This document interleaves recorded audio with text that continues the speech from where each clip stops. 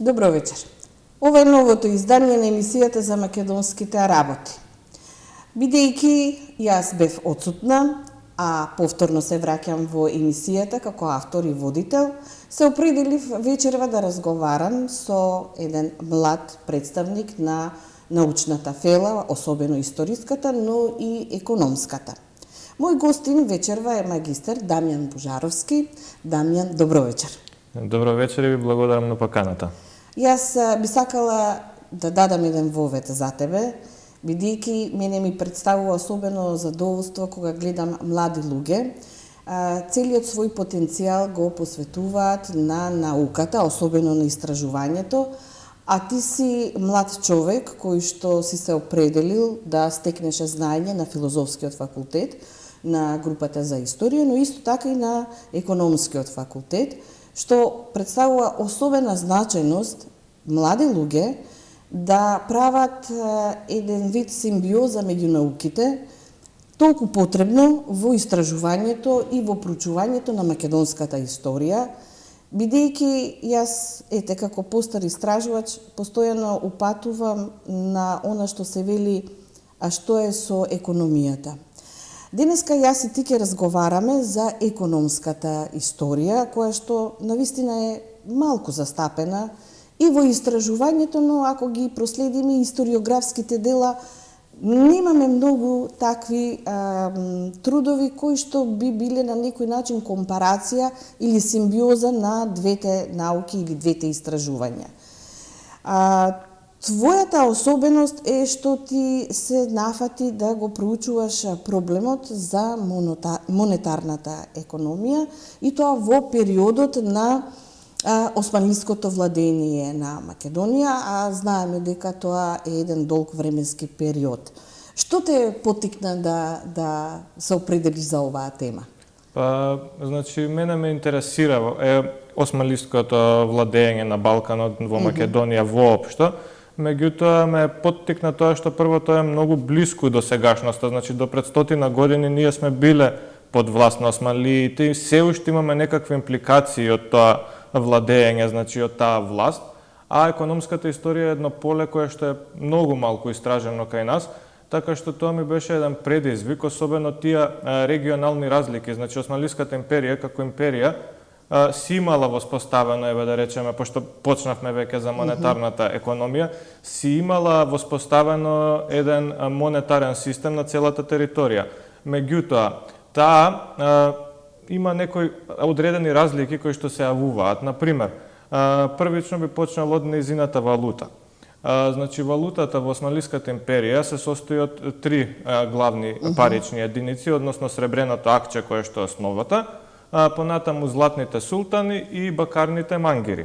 Меѓутоа, златните султани се распространети на целата територија, а Османлиската империја за сребрените пари, иако акчето е официјална валута, дозволува и други монетарни зони, значи тие што ги освојувала подалечни зони не го воведувала акчето, воспоставувала курс одреден, меѓутоа ги оставала другите сребрени пари. Во Македонија како централизирана провинција, бидејќи е блиску и до престолнината, имаме сребрени акчиња, златни султани и мангири, меѓутоа сепак се јавуваат разлики во однос на тоа кои странски пари се користиле, понатаму инфлацијата, економските движења, извозот, увозот, сето тоа влијае за да имаме на микроекономско ниво, би рекол, разлики.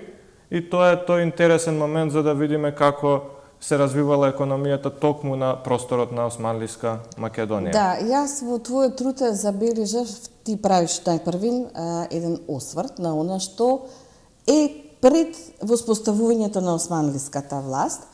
За публиката, за да може полесно да не следи, треба да кажеме дека сепак тоа се услови на феудално управување или на феудална економија, каде што пред се доминира поседувањето на земјата и има една трговија која што се одвива на овој Балкански полуостров, а во тој контекст и на Македонија. Меѓутоа, ние се определивме конкретно да го следиме делот на оно што представува доминација на османлиската власт. Што се случува во првите години или првите векови на владењето и воспоставувањето на овој систем?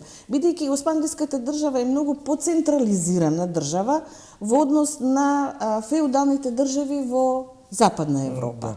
И во тој период таа е многу понапредна одошто она што ние го знаеме како Западна Европа. Што се случува е она што ние го знаеме до крајот на 16-тиот век. Да. Значи веќе започнав ја малку во почетокот со воведувањето на нивната валута. Значи пред доаѓањето на османлиите, само сакам да напоменам, на територијата што ние ја нарекуваме потоа Османлиска Македонија, имаме една резединестост, односно помали феудални државички повеќе, и од економски аспект гледано тоа не е многу добро, бидејќи тие граници секако предизвикуваат застој во економијата, секако сите овие речиси сите овие феудални владетели коваат своји монети кои што се различни и со тоа економијата, трговската размена е отежната. Но со воспоставувањето на османлиската власт доаѓа до воведување на тој централизиран систем и воведување на нивната валута, со што се воспоставува монетарно единство. Значи, на целата територија имаме една валута, и не само на територијата на Османлиска Македонија. Што не е случај во Западна Европа. Туку и пошироко. Сега, тоа е прва позитивна работа од економски аспект за трговската размена и за економијата во целост. Секако тоа е поголемата територија, бидејќи имаме размена на поголема територија. Со ова воспоставување, Османлиската империја во првите векови била доста релативно стабилна, значи од економски аспект. Мислам и ова е период кога Османлиската империја се шири и на кај Европа и на кај Азија, така што тоа е период на нејзино ширење. А од економски аспект таа е стабилна до крајот на 16-тиот век. Имаме еден стабилен монетарен систем, инфлацијата не расте во овие периоди, иако имаме флуктации, бидејќи сепак и ова не е период од неколку години, збориме за период од векови. Да, за неколку векови. Само ќе те прекинам извесно за да направам една историска интервенција за публиката да биде поилустративно. Оно што го спомнавме до крајот на 16-тиот век, тоа е фактички крајот на владењето на Сулейман законодавецот или величествени, неговиот наследник Селим II и неговиот внук понатаму. Така што до овие владетели ја имаме таа, да речеме, понапредна монетарна состојба. Да, до тој период, значи, монетарната економија и воопшто економијата во целост е стабилна, и инфлацијата, парите, значи тука имаме. Треба да споменеме еден момент, османлиите применуваат, ја го нарекувам, монетарен инструмент, обезвреднување на парите. Значи, тоа е во состојба кога државата ќе се соочи со буџетски дефицит. Во тоа време тие пари се, значи, немаме номинална вредност како денеска на парите, туку тие се од скапоцен метал, бидејќи се сребрени и златни, и со цел државата да дојде до повеќе пари, старите пари што се со поголема количина на сребро или на злато, значи се еднама вообичаено тоа го прави со сребрените монети, ги препечатува намалувајќи им ја количината на сребро во парите, и на тој начин таа доаѓа до повеќе пари. Сега, ова обезвреднување кое го споменав е многу карактеристично за подоцнежниот период, затоа го споменувам особено. До 16-тиот век имаме многу мали обезвреднувања, имаме одредени во времето на Мехмед II освојувачот, меѓутоа потоа не се тие карактеристични се до крајот на владењето на Сулейман величествениот. Потоа во владењето на Селим II имаме мало веќе обезвреднување на парите, но сепак парите се стабилни. Најголемото обезвреднување се случува во 1584 до 86 година. Сега ова не можеме ние да го врземе главно со тоа што Османлиската империја повеќе не се шири, тоа е сплет на многу повеќе фактори што се случиле, бидејќи во Западна Европа пред се имаме развој на меркантилизмот и на капиталистичката економија. Понатаму во самата држава, во Османлиската империја се јавува буџетски дефицит и еден од факторите, меѓутоа имаме и друг сплет на околности, Некои го врзуваат тоа и со различните монетарни зони на сребро, бидејќи среброто во една или во друга монетарна зона на империјата немало иста вредност, различно се ценело. И тоа исто доведува, исто некои го врзуваат и со Price Revolution, односно револуцијата на цени што се случува. Тоа е за гледачите да објаснам, значи тоа е револуција на цени што се случува не само во Османлиската империја, туку во цела Европа и е предизвикана од доаѓањето на количини на злато и сребро од новиот свет, бидејќи во овој период веќе се откриени новите континенти. Има тука сега научни дискусии дали било токму од тоа предизвикано, меѓутоа нема да навлегуваме. Со оглед дека ние се определивме да го третираме случајот на Македонија, иначе во твојот труд го имаш ти на атрибутот османлиска заради полесно прецизирање за кој простор станува збор, за каков вид на Македонија, односно говориме за една Македонија во еден историски контекст. Но многу е карактеристично што во просторот на оваа Македонија, македонските градови се појавуваат и како градови во кои што се коваат монети. Се спомнуваат табаните во Охрид, во Скопје, Кратово. Ајде уште и тоа да го пренесеме на публиката, па пред да преминеме на една друга многу интересна тема. Да. Како што споменавте, значи во Османлиска Македонија имаме развој на монетоковачниците, односно некои ги нарекуваат и тарапани, каде што се ковале монети. Треба да се спомене дека ова не е нова појава, имало и претходно, уште од антиката и некои монетоковачници во некои градови монетоковачници постоеле уште од антиката, како што е во Кратово имаме од римскиот период, понатаму во Охрид имаме од времето на Филип V Персе имало монетоковање, меѓутоа тоа подоцна е замрено. Имаме монетоковање во 6, односно 7 градови, за едниот се уште не е сигурно дали имало или немало, се води научна дискусија. Тие не се отворени во ист период сите монетоковачници. Најстара монетоковачница е онаа во Сер, која што започнала со работа околу 1413 или 14 година, тоа е во периодот на владењето на султанот Мехмед I, и ова е најстара. Меѓутоа, подоцна се отвараат и други монетоковачници, имаме во Кратово, во Охрид, во Солун, во Сидерокапса. Сите се отворени, како што споменав, во различен период, и во Скопје него го заборавив да го споменам.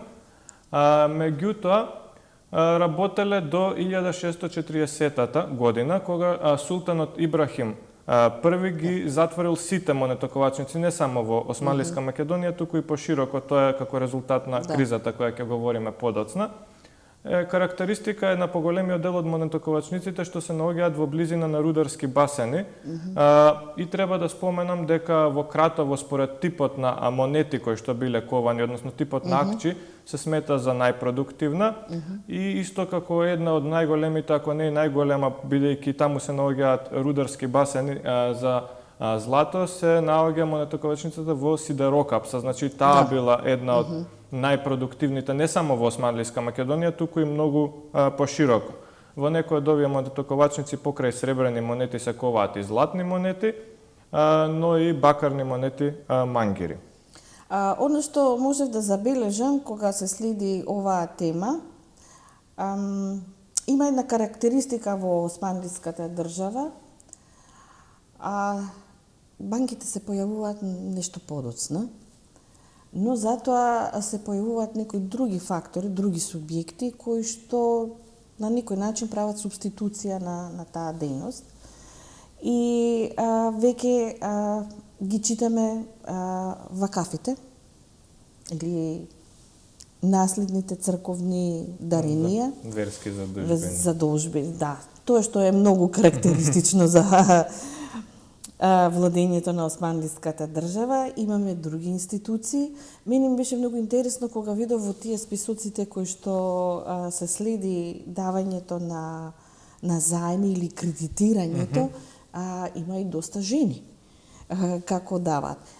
Ова само да го истакнеме дека во Османлиската држава овој чин може да го прави населението кое што припаѓа на исламската вероисповед, додека другото, останатото население, влегува во другата категорија на феудално население, кое што не можело во тој период да биде вклучено на таков еден сериозен начин во кредитирање и давање на такви можности.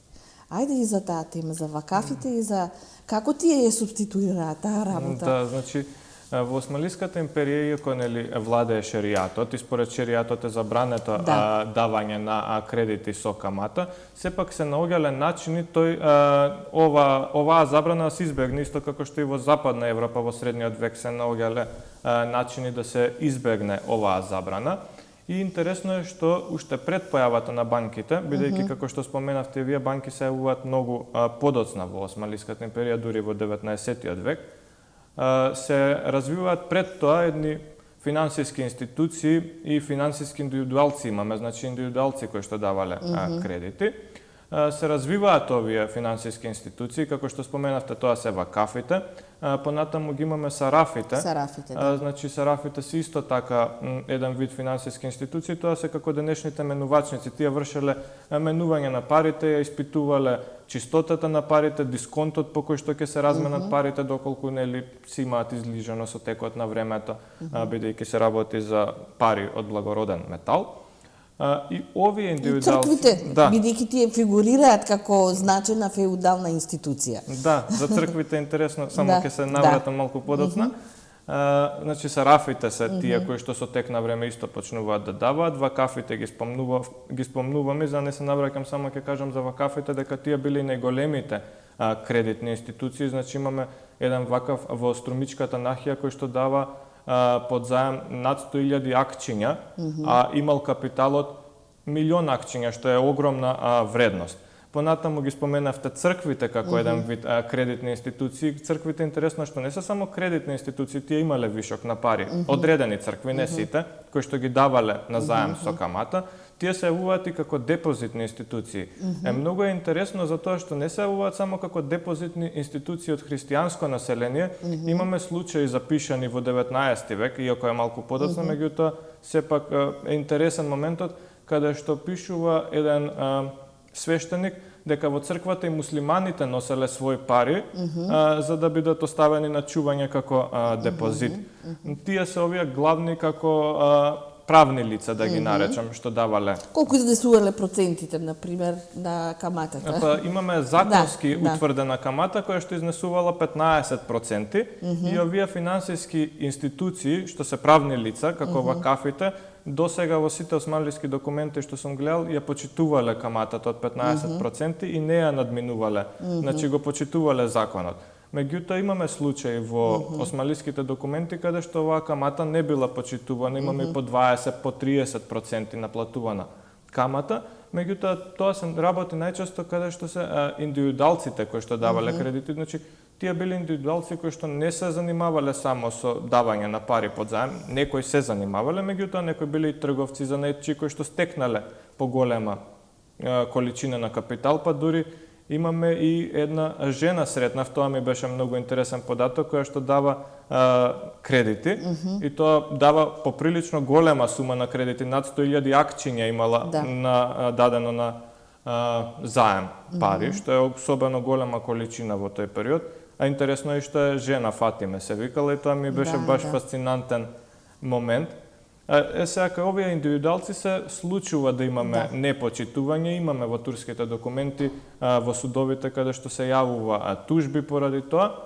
И би сакал уште еден интересен момент да напоменам за давањето на кредит, е тоа што бил даван кредит во пари, меѓутоа се случувало каматата понекогаш да биде исплаќана и во натура, например во работа можело да биде, во жито и така натаму, така што имаме и делумно и тоа натурално стопанство. Да, тоа натурално кој што е карактеристично се уште за феудалниот систем е поприсутно. Да, иако имаме значи плаќање најчесто е во пари, сепак имало и такви случаи се среќаваат во документите каде што се враќаат парите во работа на нивата на тој што му позајмил или жито, колку треба одредена количина се има стрикно определено во тие документи.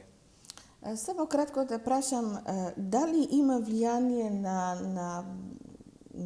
опаѓањето на овој тренд во монетарната политика, капитулациите, подпишаните договори меѓу Испанската држава и Франција, дали има некое влијание во општата монетарна ситуација или после се случуваат тие?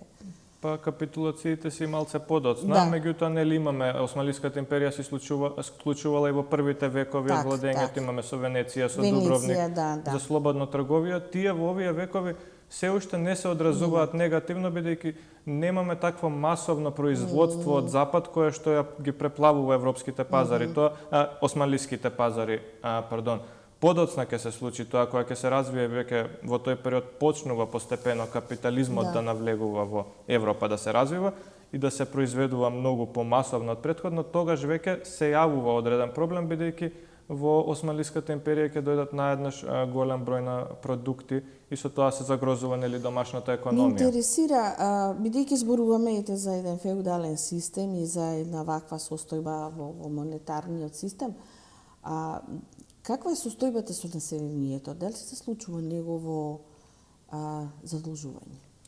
Па вака сега, до крајот на 16-тиот век немаме преголемо задолжување на населението и тоа се должи главно и на тоа што економската ситуација во државата е стабилна. Но веќе од крајот на 16-тиот век и во тој 17-ти век, каде што имаме голема инфлација во државата, се случило тоа обезвреднување кое што веќе го споменав и ќе имаме во текот на цел 17 век обезвреднување и тоа уствари всушност доведува до тоа да ја снема османлиската валута, односно османлиското акче станало толку мало, било намалено, само првиот пат било намалено за над 70% во тежина сребро, подоцна ќе биде и уште повеќе, значи тоа станало толку мало, кај населението била веќе изгубена довербата во акчето и во овој период Османлиската империја воведува и зголемување на даноците, и тоа имаме некои даноци се зголемени за 400 до 450%, што е огромно зголемување на даноците, имаме инфлација, а населението имало фиксен приход и тоа доведува до негово осиромашување, па поради тоа имаме веќе во овој период задолжување, дури имаме и колективно задолжување на цели села, каде што се задолжуваат, и се јавува проблем со исплатата на овие заеми во 17-тиот век. Имаме судски документи каде што селаните се судат со кредиторот, односно кредитодавателот, и меѓутоа и на кредитодавателот не му било во полза селаните да не може да го исплатат кредитот. И се донесуваат дури и одложување на отплатата на кредитот во трајање од 2-3 години, меѓутоа повторно се случувало да не можат да ја платат. А зошто не му одговарало на кредитодавателот? Бидејќи наеднаш може да се собере голема количина на земја, он ќе ја земе таа земја, меѓутоа таа земја како земја не му е него потребна само земјата, му треба некој што ќе работи таа земја или треба да ја продаде на некој, да речеме, и затоа не му е толку поволно ниту на кредитодавателот, бидејќи се создавало и пребегнување на цели села, например селаните да пребегнат од тоа село, што него воопшто не му одело во корист, нема никој да му ги исплати долговите, земјата пак е напуштена и тоа не е позитивно ниту за него. Меѓутоа, глобално гледано во овој период да имаме зголемување на задолженост. Забележав дека го третираш трендот на инфлацијата во низвековите фактички. Некаде од 16-17 век се случува таа инфлација, гледам дека ја евидентираш.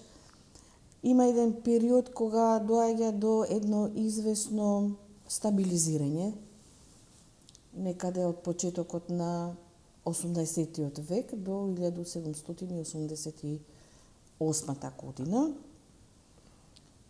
А една година подоцна веќе во Западна Европа се случува буржоаската револуција во Франција. И повторно се случува и тренд на инфлација и обезвреднување 1788-1843 година. Ајде тоа да го објасниме како. Да. Значи, тој првичен бран кој што го споменавме на инфлација, на обезвреднување, потоа се стабилизира ситуацијата. Османлиската империја ќе воведе реформи, ќе воведе нова валута, повеќе не е сребреното акче, сега постои бил воведен сребрен куруш или гуруш, кој што кај нас се нарекува и грош, е познат помеѓу населението и до ден денес се нарекуваат, нели, турски грошеви се воведуваат од 1703 година.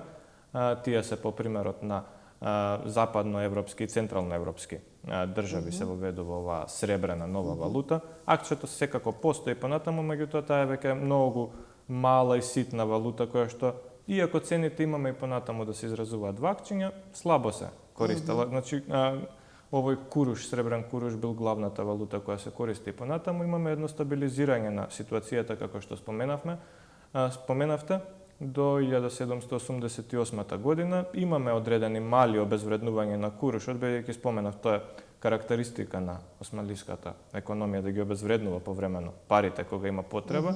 Меѓутоа, од овие години веќе, значи, Османлиската империја веќе војува повеќе војни. Имаме со Русија, имаме војни со Австрија, односно со Хабсбургската монархија, и тоа доведува до празнење на буџетот.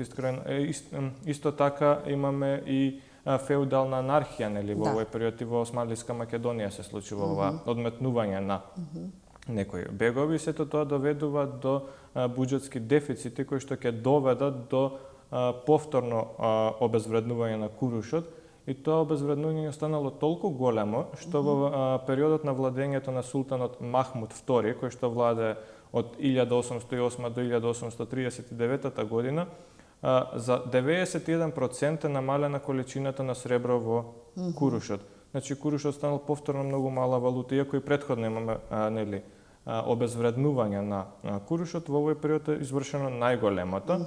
И тоа доведува секако повторно до негативни последици, инфлација зголемена, и овој бранд на инфлација бил многу поголем отколку тој што го спомена во 17-тиот век. Да.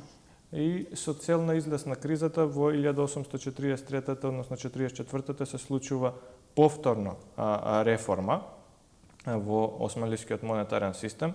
Се воведува биметализмот, значи, иако и претходно имаме и златна и сребрена валута, сега се воведува официјално, значи, значи тоа ќе биде фиксиран курс помеѓу сребрената и златната валута. Тоа е турската лира се воведува во овој, односно османлиската лира е во овој период се воведува, која што ќе изнесува 100 куруша и курушнов секове, и со тоа се случува делумен излез од оваа монетарна криза, да не речеме ли економска, каде што имаме зголемена инфлација, меѓутоа ќе продолжиме понатаму да говориме, има некои некорените реформи кои што ќе предизвикуваат и понатаму проблеми во економијата. Почетокот на 19-тиот век е многу интересен во однос на османлискиот систем, особено во владењето. Ние тоа го знаеме како историчари, периодот на Танзиматот. Особено се значени 2 години, 1839 година и 1856 година, односно кога имаме два познати документи, Гюлханскиот хатишериф и Хатихумајунот, кои во некој начин под притисокот на западноевропските држави се обидува османлиската држава да се модернизира и да го вклучи и немуслиманското население во општиот политички и општествен, па и економски систем. Од тоа време ние ги имаме големите мецени, например семејството Робеви и слични на нив. Меѓутоа, некако од 1860 година како да се чувствува дека почнува процесот веќе пак некако и да стагнира и да оди надолу. Сакав да те прашам како е сето тоа, например, отсликано во оваа состојба на монетарната економија, со фактот што веќе 1863 година е првата банка формирана? Имаме претходно, меѓутоа веќе во Османлиска Македонија, како што споменавте, сега, значи, покрај овие реформи во паричниот систем кои што ги споменав, имаме и со овие едикти кои што ги споменавте, имаме овозможено е веќе законско формирање на првите банки. Имаме формирана прва банка во Османлиската империја, се смета 1849 година, тоа е банка во Константинопол, која што ќе работи кратко време до 1800. Со каков капитал е основана? Имате податоци? Таа е, мислам дека со домашен капитал основана, меѓутоа оваа банка ќе работи кратко време до 1852 година и ќе прекине да функционира. Меѓутоа во 1856 година се формира една банка со седиште во Лондон, а со центар на операции во Истанбул. Тоа е Османлиската банка со странски капитал, значи со англиски капитал формирана. И на оваа банка во 1863 година ќе се придружат и француски акционери. И на тој начин се формира Османлиската империјална банка, која што ќе има една двојна улога, покрај тоа што е приватна банка, ќе стане и државна емисиона банка, бидејќи ќе биде дозволено да емитира пари, односно турската банкнота кајме е воведена. Уште пред тоа е воведена, меѓутоа е било дадено ексклузивно право она да ги емитува и да ги печати овие банкноти, така што оваа банка се смета и за еден вид прва централна банка. И со тоа веќе започнува развојот на банкарството во Османлиската империја. Во однос на Османлиска Македонија банкарството е многу послабо развиено. Во градот Солун имаме развој на банкарството и таму на вистина уште истата година се формира и филијала на Османлиската империјална банка во 1863 и поради неговото трговско значење всушност се отвараат и многу други банки, сето тоа се филијали на странски банки во прв период кои што се отвараат. Многу е значено отварањето на Солунската банка во Солун, која што ќе се расшири не само во Османлиска Македонија, туку ќе има и свој филијали во Истанбул, во Смирна, мислам дека имала. И ова Солунска банка е значена бидејќи се формира и со домашен и со странски капитал. Значи домашни акционери биле семејството Латини, познато трговско семејство во Солун, додека имаме и странски капитал француски и така натаму кој што има удел во оваа банка, бидејќи акционерско друштво. А во останатите градови на Османлиска Македонија отварањето на банки се случува многу подоцно, дури на преминот од 19 кон 20 век, со исклучок на земјоделската банка, која што е формирана од државата во 1888 година, меѓутоа таа е државна банка, еден вид со намена да го кредитира земјоделството и да го помага. Сега колку било успешно во таа улога, тоа е друго прашање. Меѓутоа, оваа банка се расширила на територијата на цела Османлиска Македонија и имало своји филијали во секоја каза, односно тоа е административна единица. А, како што споменав, други банки се отвараат многу подоцна. Во Битола ќе се отвори филијала на Солунската банка кон крајот на 19 век, а во почетокот на 20 век се отвараат всушност поголем број на филијали во Скопје, во Битола. Сепак и тоа се филијали само во овие неколку градови, во другите градови повторно ќе немаме отварање на банки. Со тоа што веќе македонската територија е веќе опфатена во административно-управните единици вилаети. Ги имаме трите вилаети, Солунскиот, Битолскиот, Скопскиот, односно Косовскиот. Така што веќе и тој систем најверојатно и многу влијае на комуникацијата во тој монетарен домен. Меѓутоа, знам дека во целокупното проследување на ова ставате акцент и на влијанието, например, појавата на епидемиите, појавата на војните, кои што оставаат печаток не само на политичкиот, туку и на економскиот живот во империјата и конкретно во османлискиот дел на Македонија. Би сакала да ја отвориме темата за односот на Македонската револуционерна организација во овие прилики, со тоа што Македонската револуционерна организација веќе почнувајќи да го спроведува оној Гоцев концепт на четнички институт, односно кој како се развива со годините и действувањето на револуционерната организација, особено од 1896-та па натаму, таа почнува постепено да станува држава во држава. се обидува да ги превземе судските прерогативи на османлиската држава, се обидува образовните, военно-безбедностите, но исто така и економските прерогативи.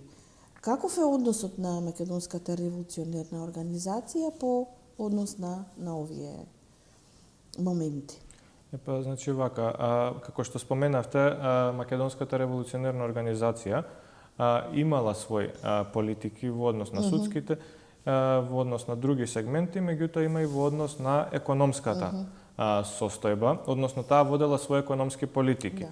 Од наш интерес во моментов е за економските политики во однос на каматата на банкарството, меѓутоа треба да се спомене дека имало и други економски политики, таа водела и економски политики за даноците, понатаму за земјоделството, како да се унапреди земјоделството.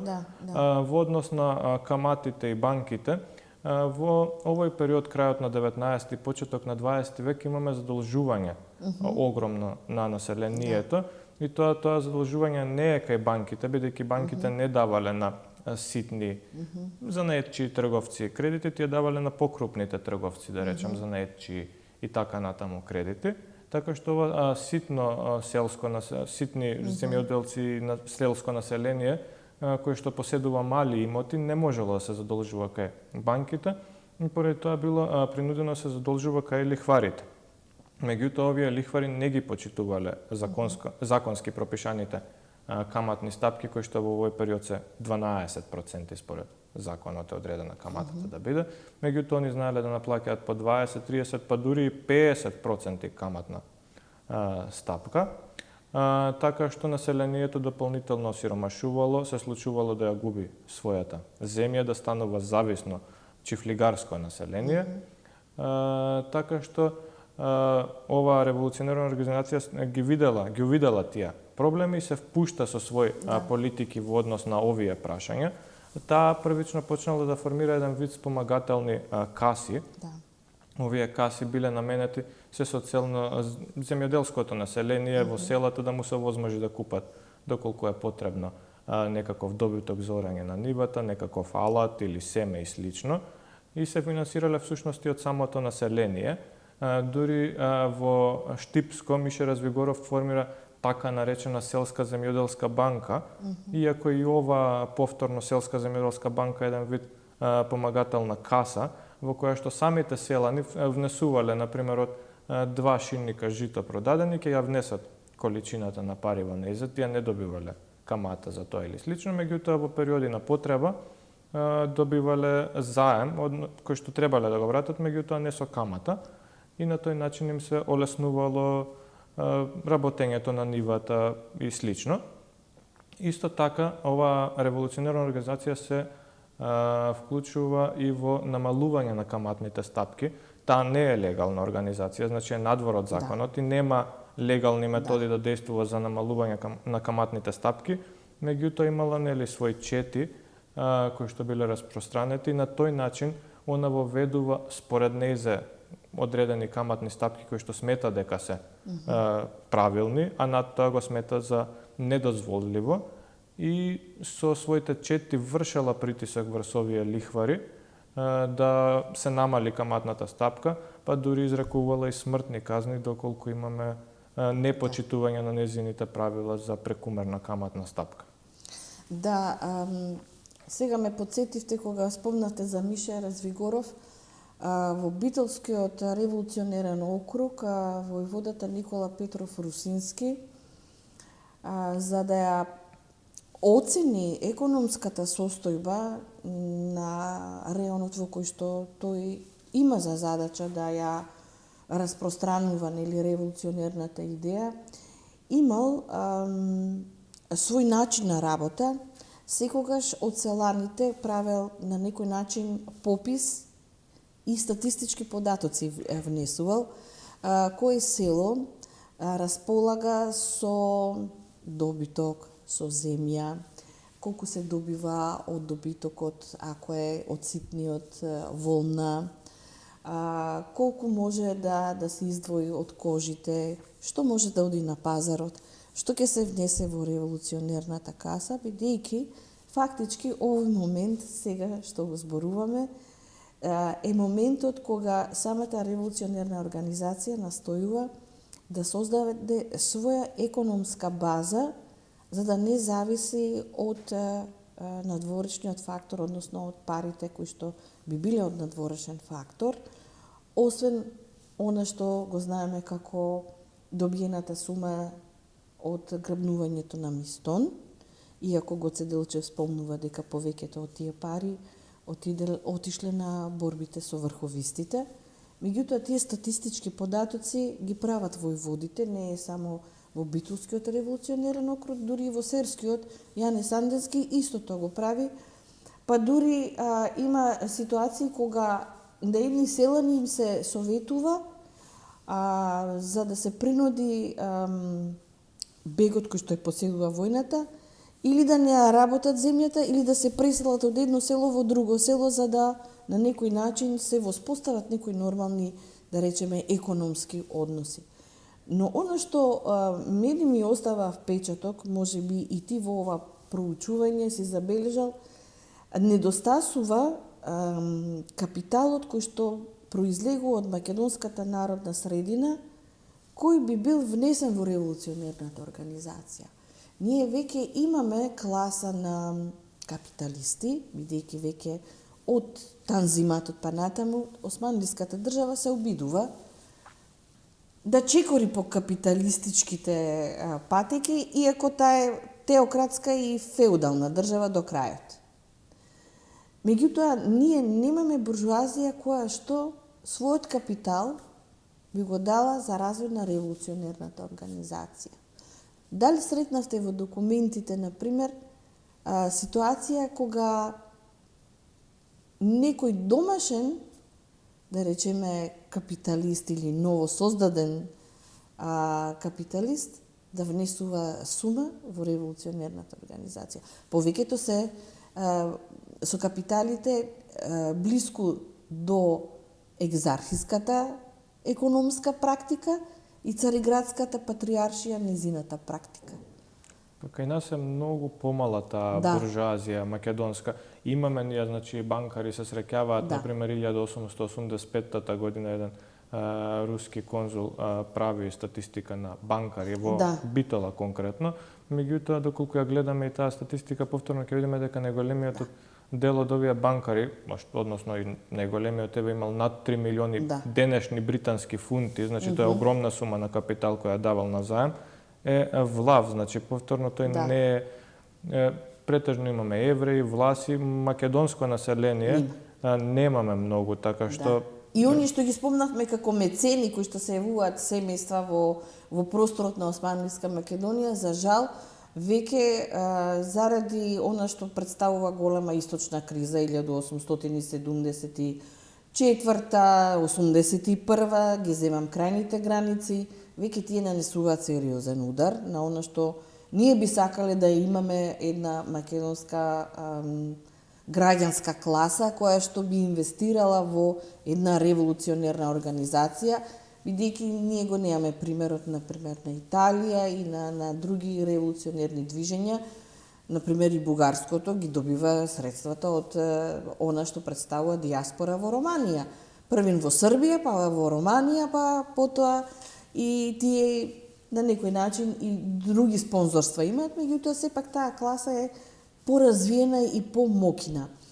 Кога веќе зборуваме за состојбите во овој простор, ти, колку што се сеќавам, споменуваш за паричниот хаос и за цените до 1912 година. Да, значи тоа е повторно малку ќе се навратам наназад, бидејќи споменав дека во Османлиската империја се воведе монетарни реформи, банкарски реформи и така натаму, меѓутоа овие монетарни реформи на кои што ќе се фокусирам сега за да дојдеме до тој паричен хаос, не биле коренити. Најпрвен кога се вовел новиот куруш и новата златна лира кој што бил воспоставен, нели, и нов курс помеѓу нив и сето тоа, не се вовеле конкретни напори, ниту доволни напори, за да се тргнат старите пари кои што биле во употреба. Значи имаме употреба и на стари куруши кои што биле обезвреднети, на нови, па дури и на акчиња. Акчето, иако веќе во 19 век на почетокот е укинато, тоа дури во 1860-тите години се уште ќе циркулира. Оваа циркулација секако не е поволна за населението, бидејќи имаме стари пари, нови пари, понатаму се создава голема забуна, бидејќи самите куруши имаат и своји подединици. Значи, ако имаме еден куруш, имаме 5 куруша, 6 куруша, кои што се ковеле. Например, монетата од 5 куруша се нарекува бешлик. И таа официјално е 5 куруша. Меѓутоа, старите куруши пред 1844 година не вредат толку, бидејќи биле обезвреднети. Например, имаме монета од 5 куруша, бешлик, која, односно турскиот збор беш доаѓа тоа, вреди 2,5 куруша. И тоа создава и дополнителна забуна во економските трансакции.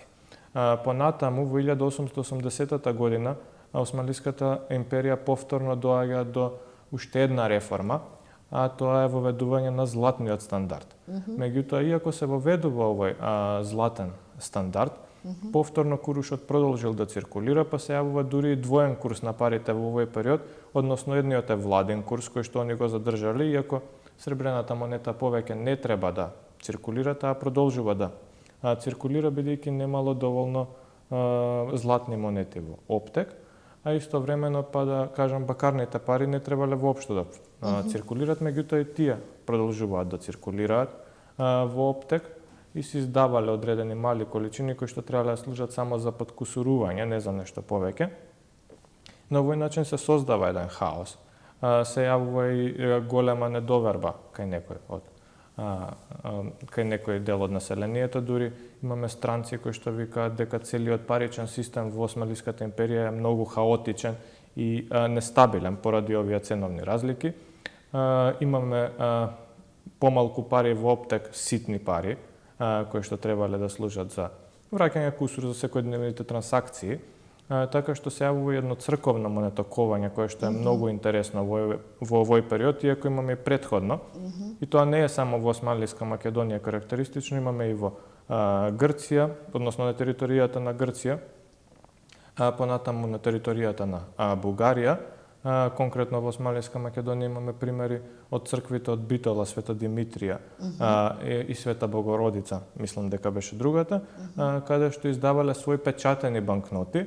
И многу е интересно дека самата црква гарантирала со злато, значи овие се врзани со злато банкноти, и тие ги издавала првично за да се купуваат свеќе во црквата, бидејќи биле потребни ситни пари, така ги разменувала уствари на населението, ќе даде поголема количина или на златни пари, да речеме, они ќе му дадат од овие книжни пари. Меѓутоа започна да се јавуваат во секојдневната циркулација, а недостатокот на пари, значи ситни пари особено, доведува до употреба и на странски ситни пари, меѓутоа и на странски крупни пари, сребрени и златни, бидејќи немало доверба кај дел од населението, и затоа е овој така наречен паричен хаос. Во однос на цените се едно друго прашање.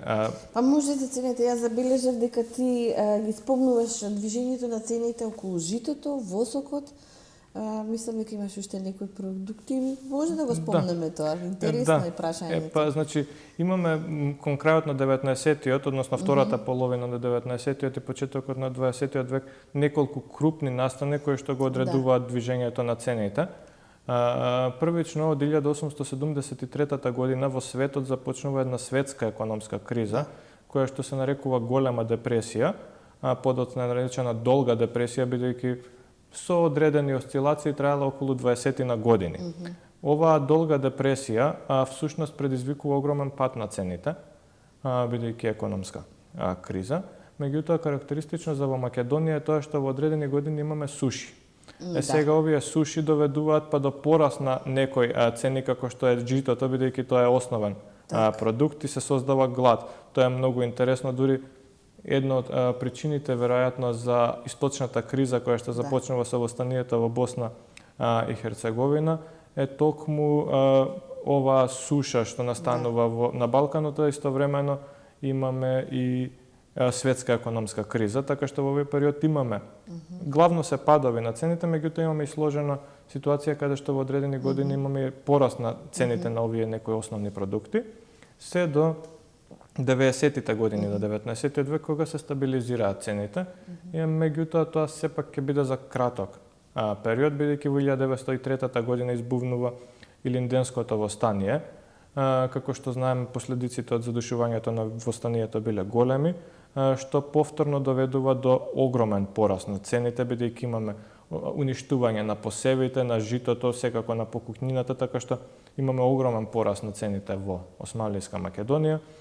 Подоцна нема да дојде до некое големо стабилизирање, бидејќи ќе дојде до Младотурската револуција, тука веќе уште малку се ближи и крајот на османлиското владење, меѓутоа цените не биле воопшто стабилни, имаме пораст на некои цени и по 100%, да речем, особено на овие основни продукти, како што споменавте, на житото.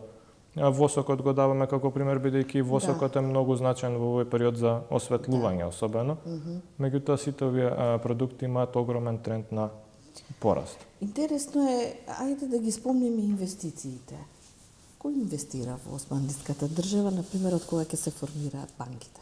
Значи, инвестициите се странски инвестиции, немаме ние домашни инвестиции. Имаме некои, значи еве семејството Алатини што го споменав и други такви, меѓутоа тоа се претерно еврејски семејства кои што градат своји парни млинови, воденици и така натаму, инвестираат во одредени фабрики, веќе почнуваат крај на 19-тиот век, меѓутоа главно инвестициите се во странски раце. Значи странците инвестираат. Дали намерата им е да дадат некоја употребна вредност на населението? Па мислам дека сепак капиталисти, бидејќи тоа се приватни лица кои што треба да дадат една употребна вредност. Затоа испомнувам, после ќе те прашам уште нешто дете за размислување. Знаеш што ми текна? Например, како еве инвеститори можеме да ги споменеме тие црковните институции, например екзархијата и патриаршијата, кои што се големи центри духовни во османлиската држава. Например, тие не инвестираат да се создаде некоја употребна вредност на македонскиот човек во тој период. Нив им е битно да ги шират пропагандите, да го заземат просторот на образованието и јазичното прашање. За разлика од овие другиве, барем на некој начин овие вториве се обидуваат да дадат некоја употребна вредност. Да, затоа спомнав каде одат инвестиции. Да, значи странските инвестиции во однос на Западна Европа, да речеме, еве и централно од Австрија, па дури и од Русија, тие се насочени, тие се капиталистички инвестиции, односно тие фирми, поединци гледале да се извлечат своја економска корист и тоа е логично. Дали има инвестиции во железниците? Да, железниците се главната инвестиција. Секако и населението ќе има одредени можеби придобивки, меѓутоа главната придобивка е за странците. Така е. А за екзархијата и патриаршијата што споменавте, па дури и за грчката држава најдов податоци, они имаат обиди, еве и за грчката држава конкретно, иако не дошло до тоа, има некои документи каде што се гледа дека таа гледа да отвори банки сака, меѓутоа имала банки отворена, меѓутоа сака да отвори некој вид земјоделска банка, така, со која што ќе врши уствари пропаганда на населението. Исто така српската држава врши исто пропаганда со тие инвестиции, да ги наречеме, односно со црковни фондови формира при црквите, имаме такви во Скопје, во Куманово, меѓутоа повторно тие биле насочени со пропаганден карактер. Да, таа дава кредити, меѓутоа само на незините приврзаници. Исто и за бугарската држава, меѓутоа она не оди преку црквите, таа формира како здружение на трговците, значи есновски имаме тука терзиско здружение, понатаму на лозарите, односно винарите, имаме гросцевика и преку нив таа дава кредит, меѓутоа всушност тој кредит е насочен за да се шири таа пропаганда. Со оглед дека одиме на конкретна емисијата, сакам да те прашам за еден твој впечаток во однос на историографијата, односно на литературата. Го спомнуваш само академик Зографски, кој што на некој начин се обидува да ја иницира па и разработи оваа тема. Кои се твоите, да речам, инспиративни автори, истражувачи, кои што те насочуваат во истражувањето на темата. Да, па како што споменавте, Данчо Зографски, кој што својата дисертација има одбраната за економска историја, бил професор по економска историја, е оној што најмногу пишува за Македонија и за економската историја на Македонија во османлискиот период. Он конкретно се занимава со тој развој на капиталистичките односи. Имаме сега тука и други автори кои што пишуваат. Во некои книги секако е застапена и економската историја. Меѓутоа тоа е како одделно поглавје, само немаме одредени книги да е посветена. Данчо Зографски оној кој што посветува цела книга на... Имаме една за развој на железницата книга, меѓутоа таа е од група автори. Од група автори и мислам дека многу одамна е напишана и треба повторно да се навратиме на прашањето. Знаеш зашто го спомнав ова? Сепак мислам дека ти ќе бидеш од онаа генерација која што не само што ќе се занимаваш, туку ќе и афирмираш потребата да се проучува економската историја. И јас ти благодарам за твоето вечерешно гостување и мислам дека ќе се видиме наскоро за една друга тема. Ти благодарам. Ви благодарам на поканата, ми беше задоволство што гостував.